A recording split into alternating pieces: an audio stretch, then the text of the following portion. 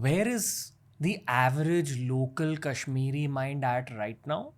Yeah. And perhaps I would separate them into two categories.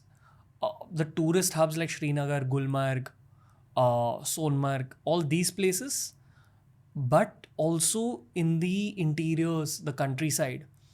Is the mindset loosely the same? Are there still radical mindsets? Are they still anti military? How are they perceiving Pahalgam?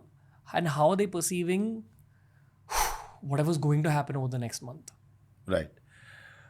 Before we talk about what's going to happen, but that's a very important part. But how, to your question about the Kashmiri mindset, there was the inflection point was 2019. In 2019, when government took that bold step of diluting Article 370 and made J&K on par with other states. Context for global listeners. Yes. What is Article 370? All right.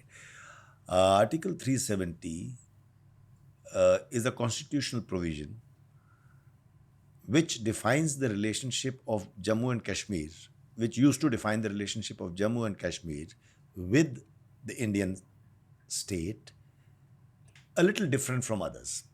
How different? The J&K state was allowed to have its own flag. They had their own penal code. So, these are the kind of things that was allowed for J&K.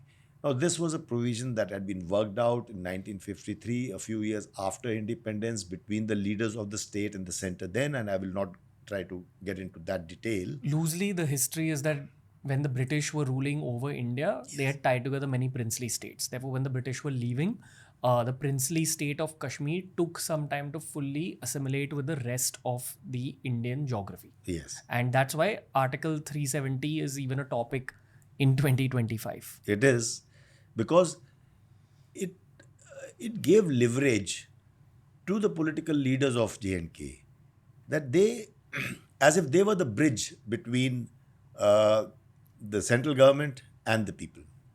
Yes.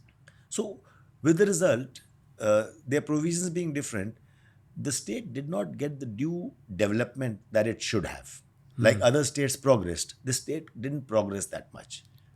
So, that's where in 2019, when this bold step was taken, now, and the state was also divided into two union territories. The idea was that central government would be able to administer and bring about some changes that uplift the people, the local population. And in the last 5 years, 2019 onwards, we've actually seen the difference. There has been so much of peace, calm and quiet compared to the earlier days. The schools are open. There are no bunds, that is strikes. Earlier, the Hurriyat used to issue a calendar. Markets were unpredictable. Whether markets would open or not, the tourists didn't know. Because whenever there is a band was announced at the drop of a hat, and markets was closed. So, all in all, that affected the lives of common people. And in the last 5 years, we've seen, like I started saying, peace. We've seen a lot of development. We've seen so much investment pour in, not only from other parts of the country, but also from abroad. And the youth are today getting to live like youth anywhere else. Imagine you being in a place where you don't have a single cinema. There was not a single cinema in Kashmir. Today there are multiplexes.